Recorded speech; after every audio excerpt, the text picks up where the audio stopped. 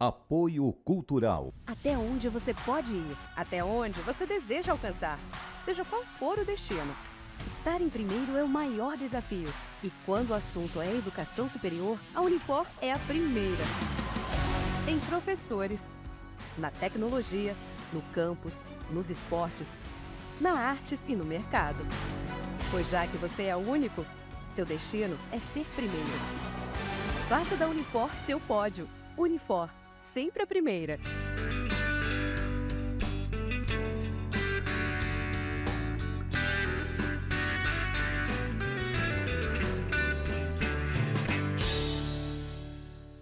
Viver Mais no Ar, e hoje a alegria de tomar aqui um café com o Dr. Edson Muniz Júnior. Dr. Edson, seja muito bem-vindo ao Viver Mais, um brinde à vida. Um brinde à vida, muito obrigado pelo convite. Estou muito feliz em estar aqui com você hoje, viu? A alegria é toda minha, Dr. Edson. Dr. Edson é presidente da Sociedade Brasileira de Geriatria e Gerontologia, Seção Ceará. E óbvio que nós vamos falar sobre geriatria, sobre velhice. Eu gostaria de começar, doutor Edson, muita gente tem dúvida. Geriatra é médico de velho? O que é que o geriatra faz? Como é essa formação? Explique aqui para o nosso telespectador. Que até tem medo de geriatra, médico de velho, ou não. Um certo preconceito, né? Preconceito. Mas não Vamos deveria... desmistificar. Vamos desmistificar. Porque, na verdade, o geriatra ele é um clínico, né? É um clínico da pessoa idosa. Mas você não precisa ser obrigatoriamente idoso para poder ir ao geriatra. Então, a geriatria é uma especialidade da medicina. Então, só quem pode ser geriatra é médico. A gerontologia é aquela área, né, da ciência humana que estuda o processo de envelhecimento. O gerontólogo, ou especialista em gerontologia, ele pode ser qualquer pessoa que tenha nível superior.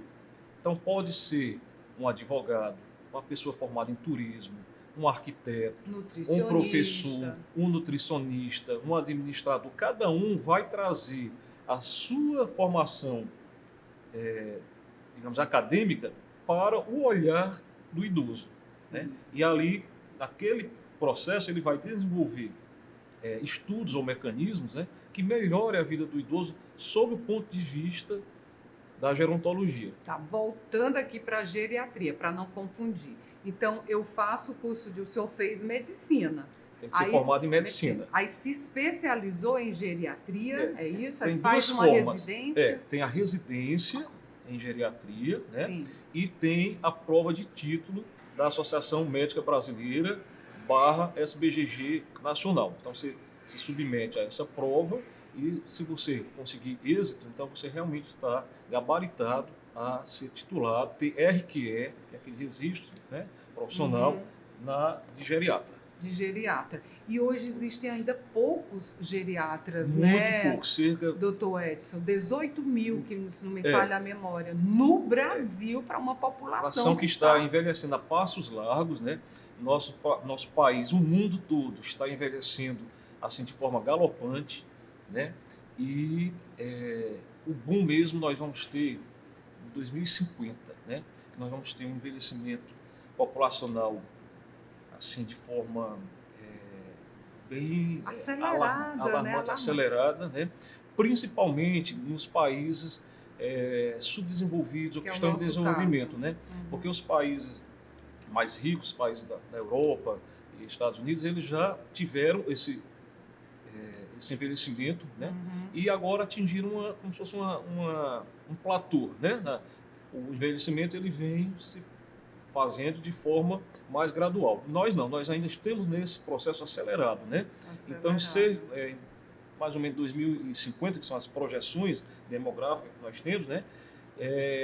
De muitos idosos, tanto no Brasil como no mundo todo, né? Cerca mais ou menos de 1 bilhão e 600 milhões de idosos no mundo todo é a projeção para 2050. Daqui 25 anos, né? Estamos aqui. Nós né? estaremos nessa lista, bem próximo. doutor Edson. Estaremos sim. Estaremos vivendo exatamente esse momento. Mas para nós vivermos... eu li recentemente, segundo o IBGE, daqui 25 anos seremos 30% de idosos. Vai ter um aumento de 100%. Hoje somos 15%. alguma coisa, né? Quase 10% da nossa população é de idosos. Então, Tem você mais de calcula, 60. se nós temos 212 milhões, segundo o censo do IBGE, então nós temos mais ou menos isso aí, 15, 20 milhões de idosos.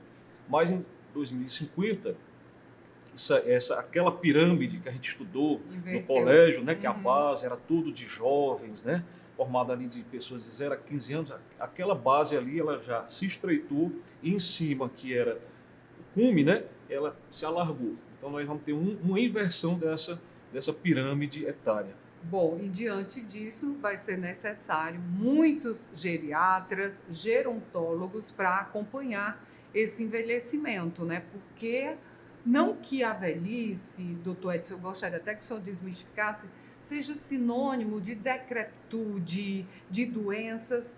Velho não é sinônimo disso, a gente Nós pode temos reverter, até né? na geriatria, assim, Sim. os termos para conceituar, né? O que é, por exemplo, a senilidade, né? E o que é a senescência. Então, a senilidade é aquele envelhecimento que traz prejuízos, incapacidades para a pessoa.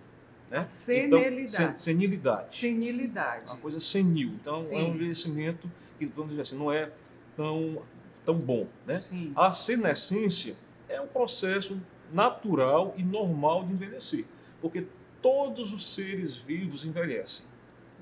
As plantas, não tem reversão, os animais não, né? e os seres humanos. Sim, então sim. faz parte do ciclo da vida. Mas é possível envelhecer bem? É possível Edson? envelhecer bem, que a gente chama de envelhecimento bem-sucedido ou envelhecimento ativo.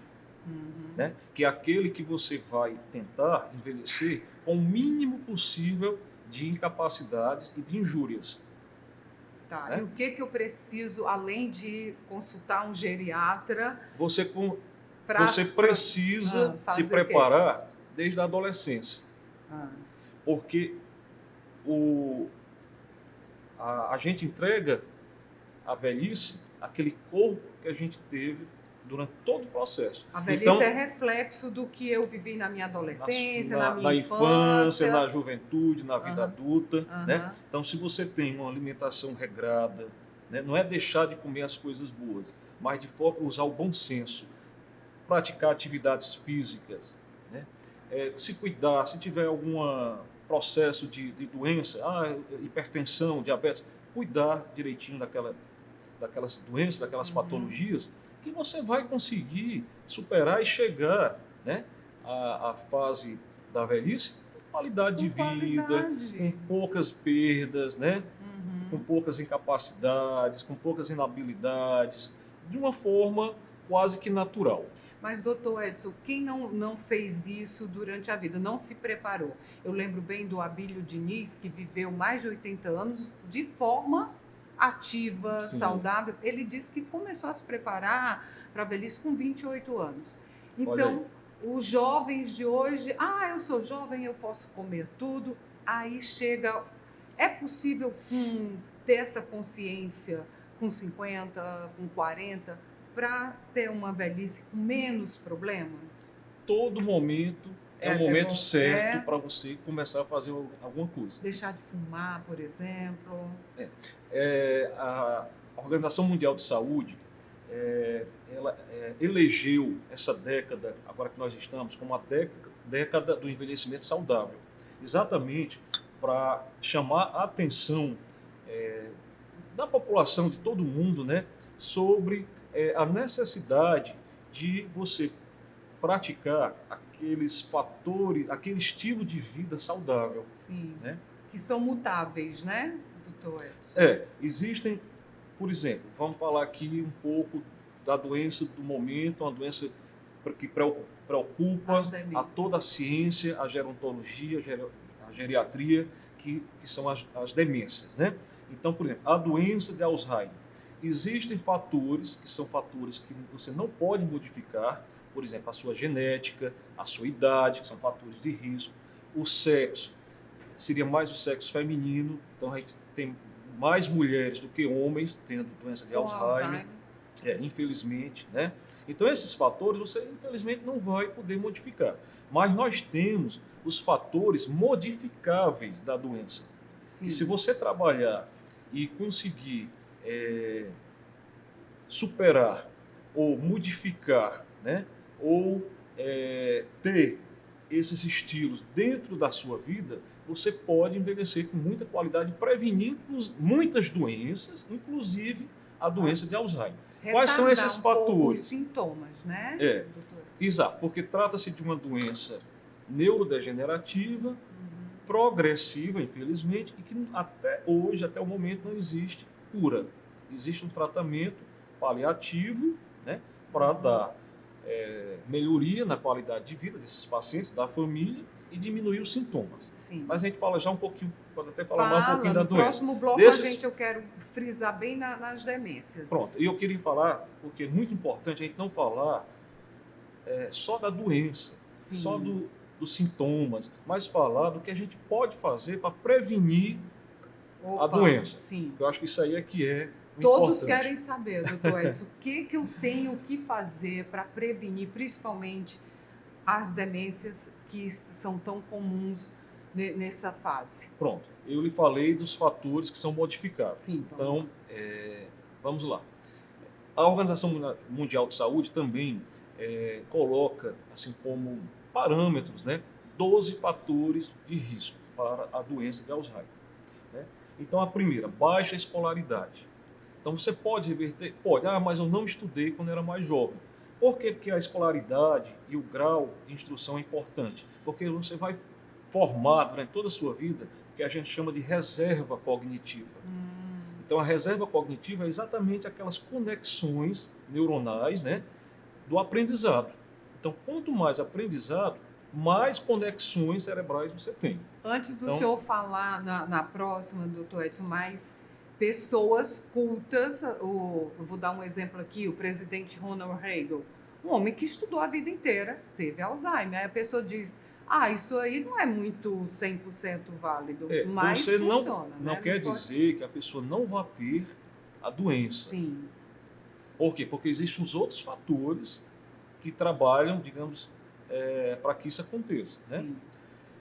Mas você pode postergar o início do aparecimento dos sintomas e o início das suas incapacidades. Então, educação. Então, você pode, ao invés de, por exemplo, digamos, você ia ter demência aos 65 anos, você vai ter com 80, 75, 80. Então, você posterga, porque você tem uma reserva que lhe permite você ter mais anos de vida com qualidade. Perfeito. Então, educação. Qual seria a outra forma seria de o trauma craniano, aqueles traumas cranianos de grande intensidade, né? Então, tem estudos mostrando que aqueles traumas na cabeça em que a pessoa perde até a consciência, né? Então, se perde um trauma, digamos, de importância, né? Então, esses traumas podem causar lesões que futuramente podem vir a desenvolver a doença. Então, o segundo seria esse trauma. O outro seria hipertensão arterial. Pressão alta. Pressão alta. Então, tratar e controlar o máximo possível os seus níveis pressóricos. Porque é deixando, possível, né? Sim, hoje nós temos vasta, né, quantidade, gama de medicamentos muito bons que tratam plenamente a pressão alta. Certo. O outro seria diabetes. Também tratar o diabetes também, né? Por quê? Porque o diabetes ele gera um processo de inflamação crônica, todo o organismo, né? Inclusive nas células nervosas, nas bainhas, né? dos neurônios, né? E esse processo inflamatório crônico, ele traz repercussão negativa, né? Ao longo dos anos, né? Sim. O outro seria obesidade. Controlar o peso. Controlar o peso, né? Aí isso aí já controla como? Dieta e exercícios físicos, né? Então, cada hipertensão, medicamento, diabetes, medicamento, dieta, atividades físicas. Outro fator de risco seria o uso excessivo de bebida alcoólica. Então, tem vários, todo mundo sabe, quer dizer que álcool, vinho é muito bom. Com prudência, né? Dentro de uma determinada quantidade por dia. Sim. De vinho, como qualquer outra por bebida semana, alcoólica. Né? Vamos botar aí por semana. Mas existe um estudo que eles por calculam a quantidade de cada bebida alcoólica, do uísque, do vinho, da cerveja, né? Para o homem e para a mulher, porque a diferença a quantidade para o homem e para a mulher também é diferente para cada gênero, né? Tá. Então, obesidade, uso do álcool, que eu já falei, tabagismo. Tabagismo. Então, abolir o tabagismo. Da mesma forma, por quê? Porque as substâncias presentes no cigarro, né, ou no tabaco, é inalada e vai para todas as células do nosso organismo, inclusive para as células cerebrais, que são os neurônios. Certo, Né? certo. Outra coisa que entrou agora, foi recente, é a poluição ambiental. Sério? Né? Então, poluição. Por quê? Alguns países têm uma carga ambiental de poluentes muito alta. Os né? chineses, então, estão ferrados. Exatamente. Então, essas substâncias, da mesma forma do tabaco, também Uhum. são inaladas, né? E chegam ao cérebro e se depositam. Então, Olha. inclusive, substâncias, metais pesados que a gente inala. Né? Metais pesados que ficam lá no cérebro. Outra coisa seria evitar o isolamento social. Ou seja, estimular o máximo possível a socialização. Então, você ter o idoso, né? Todas as pessoas, mas nós estamos falando aqui da pessoa idosa. Ter essa rede network, quer dizer, ele ter esse convívio, não só com o idoso, mas inclusive também com jovens. É muito salutar a racionalidade. Que chama, né? Exatamente. A gente ensina eles e aprende com eles. A gente aprende muito, eu aprendo muito com os meus filhos, né? Porque eles têm um time assim, muito diferente do nosso, principalmente em termos de mídias, né? de equipamentos. Né? São bons assessores nessa área, né, doutor Edson? Apesar de, às vezes, nos criticar, né? Como é que você tem essa idade? Não sabe isso. Formado e não sabe. Acontece muito. Vocês nasceram nessa época, nós não, né, doutor Edson? É por aí. Então, assim, essa socialização, essa interação dos grupos sociais e das faixas etárias é muito salutar. Pronto, perfeito. Então, no próximo bloco, vamos continuar falando de como amenizar, como evitar adoecer durante esse período da maturidade da velhice. Viver Mais volta já. Seu café esfriou, hein, doutor? Vamos tomar. Vamos ter mais ali.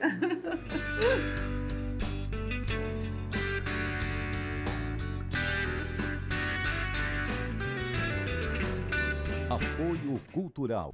Até onde você pode ir, até onde você deseja alcançar, seja qual for o destino. Estar em primeiro é o maior desafio. E quando o assunto é educação superior, a Unifor é a primeira. Em professores, na tecnologia, no campus, nos esportes, na arte e no mercado. Pois já que você é o único, seu destino é ser primeiro. Faça da Unifor seu pódio. Unifor, sempre a primeira. Até onde você pode ir, até onde você deseja alcançar, seja qual for o destino. Estar em primeiro é o maior desafio. E quando o assunto é educação superior, a Unifor é a primeira. Em professores, na tecnologia, no campus, nos esportes, na arte e no mercado. Pois já que você é o único, seu destino é ser primeiro. Faça da Unifor seu pódio. Unifor, sempre a primeira.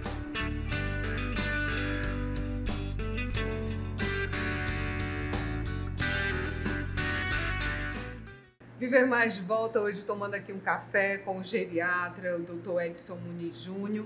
Dr. Edson, nós já falamos, né, sobre como evitar ou retardar a questão da demência. O senhor tem uma clínica onde desenvolve um projeto, o senhor falou por último na socialização, né?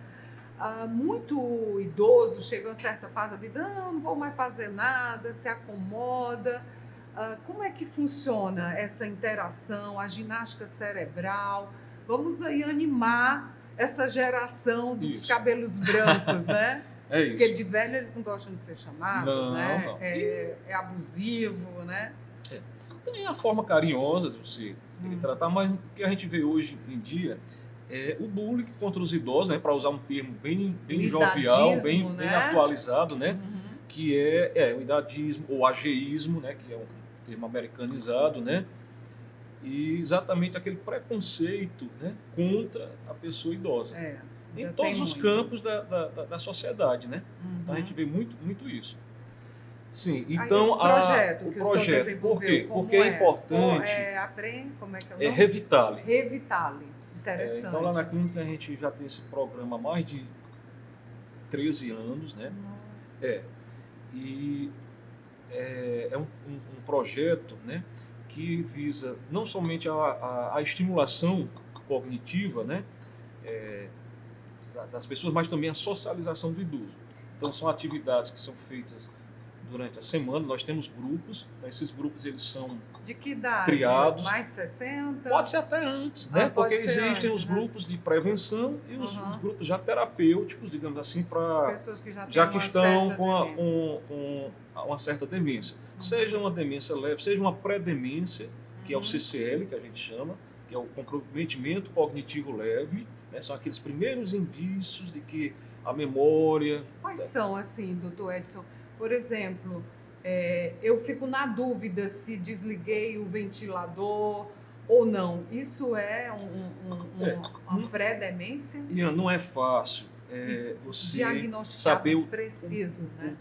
o momento preciso, né? Sim. Então, por isso que cabe sempre uma observação da própria pessoa no início, Tá. porque depois ela não vai mais ter essa noção, mas também dos familiares, dos cuidadores, daquelas pessoas que convivem, né? Uhum. Porque muitas vezes o diagnóstico ele é suspeitado pelo familiar, Quem pelo observa. cuidador. A gente Então, que esquece acha que é normal. que é normal. Né? E às não vezes a tem própria noção. família também acha isso. Não, É da idade. existe o mito, né, de que é normal para o idoso ele esquecer. E não é. Não é. Esquecimento não é uma condição própria do envelhecimento. Porque se assim o fosse, todos os idosos teriam problema de esquecimento. Sim. Né? Então, mas assim, o que nós vemos com o envelhecimento são algumas alterações, por exemplo, da lentificação do pensamento, da memória, algumas falhas, esquecimentos que podem ser considerados normais. E às vezes não é nem memória, às vezes é só atenção. Porque nós temos os distúrbios de memória e os distúrbios de atenção. Então, que às vezes as pessoas leigos confundem. sim. O mais comum, cadê meus óculos? Deixei minha chave, cadê minha chave do meu carro? Cadê? Apaguei Tá a vendo? luz, Olha como eu apaguei. estou com minha memória ruim, olha como eu estou esquecendo. Isso não é déficit de atenção. Nem sempre é nem memória. sempre é memória. Tá. Às vezes pode ser atenção. Por quê? Porque na vida corrida que nós temos, Muita cobrança. das pessoas e também nas pessoas idosas, porque hoje os idosos eles se aposentam, né, e se envelhecem, mas ainda continuam com atividades ou do trabalho ou da sua casa, ou com seus netos, com a sua família, né? E também ficar E, sem só, fazer e nada há essa não é. sobrecarga de informações, sobrecarga de Tá em coisas atividade. da rotina que ele tem que fazer, É. e ele acaba dividindo essa atenção, que a gente chama de atenção dividida. Então ele está aqui, foi pegar às vezes o neto no colégio, porque o Esqueceu filho o neto. pediu. Não, mas assim, teve que. Aí depois vai no supermercado, porque tem que comprar alguma coisa para casa, depois vai ter que ir no banco, muita resolver alguma coisa, informação, depois vai né? ter que ir numa consulta médica. Uhum. Aí chega em casa, deixa uma chave, deixa um óculos. Eu já tive paciente que me relatou que os óculos na cabeça e e procurando meus óculos, até que a pessoa, mas está aí na sua cabeça seus óculos. Ah, está aqui, quer dizer. Então isso às vezes não é problema de memória. Uhum. Mas sempre é voltando bom lá, ter, sim. né, os sintomas iniciais, exatamente isso. Saber até que ponto um esquecimento ele é importante, porque nós temos os esquecimentos importantes e os esquecimentos que não são importantes. Tá. Então, esquecimentos importantes Que são aqueles que modificam a sua atividade laboral, mexe, né, com as suas atividades laborais do seu dia a dia, você não consegue mais realizar, e mexe com a questão sociofamiliar, e que lhe pode trazer até perigo.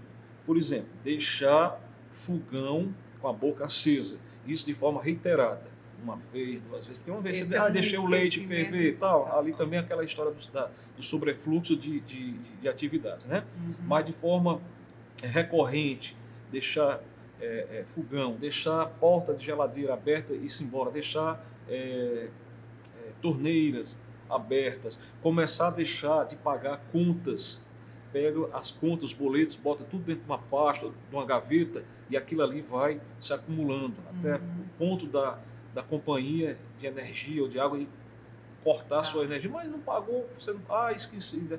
Então acontece um mês, acontece 2 meses, não consegue Aí mais. é um sinal, né? Já é um primeiro sinal importante, né?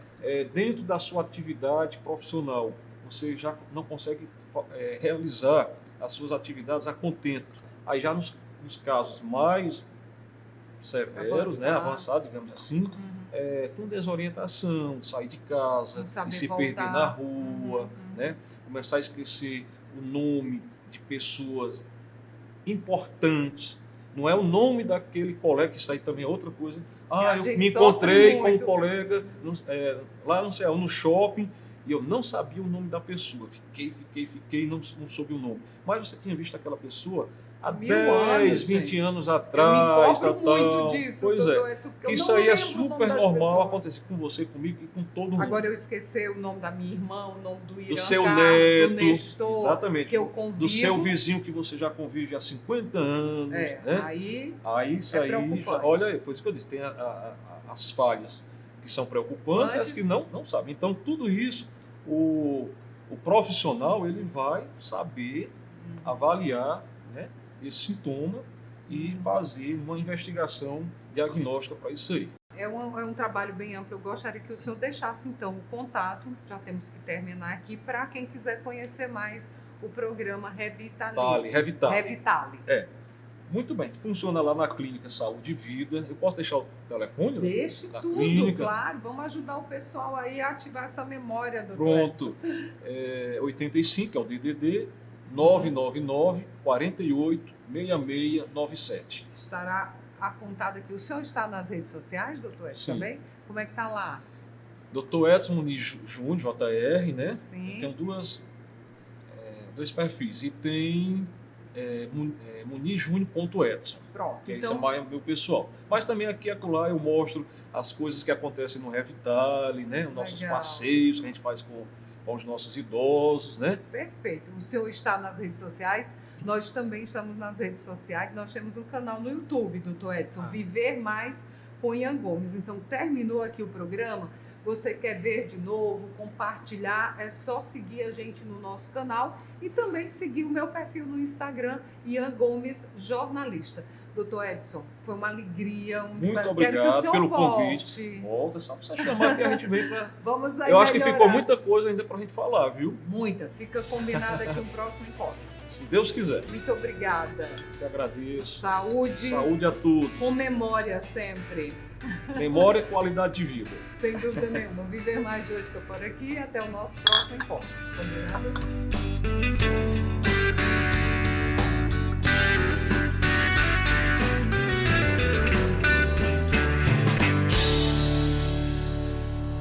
Apoio Cultural. Até onde você pode ir, até onde você deseja alcançar, seja qual for o destino. Estar em primeiro é o maior desafio. E quando o assunto é educação superior, a Unifor é a primeira. Em professores, na tecnologia, no campus, nos esportes, na arte e no mercado. Pois já que você é o único, seu destino é ser primeiro. Faça da Unifor seu pódio. Unifor, sempre a primeira.